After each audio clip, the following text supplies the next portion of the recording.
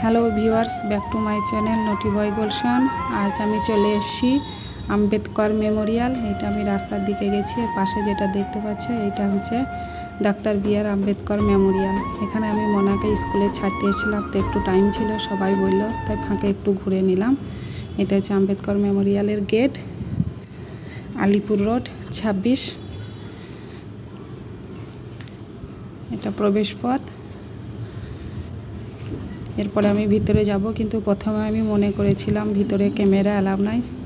এই যে দেখতে পাচ্ছ হাইকোর্ট, এখানে প্রথম প্রধানমন্ত্রী আমার জওহরলাল নেহেরু, উনি হচ্ছেন ইন্দিরা গান্ধী।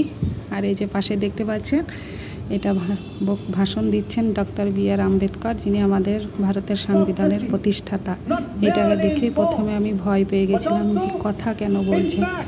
তারপরে জিজ্ঞেস করলাম সিকিউরিটিদেরকে, ওনারা বললেন যে এটা রবট।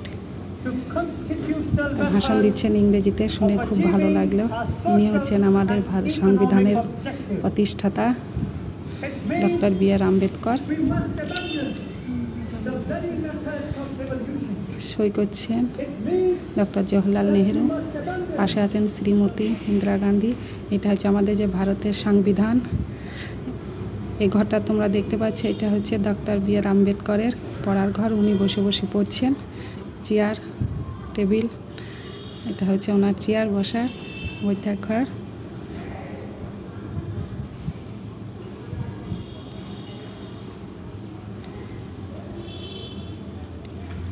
ইতিহাসে সব স্মরণীয় ডক্টর বি.আর. আম্বেদকর যা যা করেছেন সব এখানে মিউজিয়ামের দ্বারা সব খোদাই করা আছে, এই যে দেখতে পাচ্ছি। কিন্তু প্রথমে আমি মনে করেছিলাম ভিতরে ক্যামেরা অ্যালাউ নাই, সেই জন্য অর্ধেক আমি ঘুরে নেওয়ার পরে যখন সিকিউরিটি বললো ক্যামেরা অ্যালাউ আছে, তারপরে আমি ক্যামেরাটা করলাম।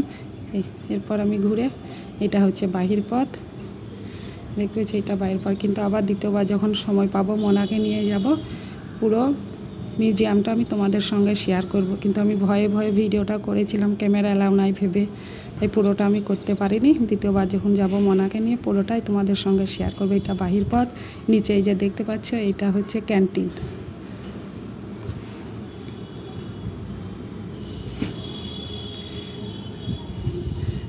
দশটা আঙ্গুলির নাম দেওয়া আছে এখানে।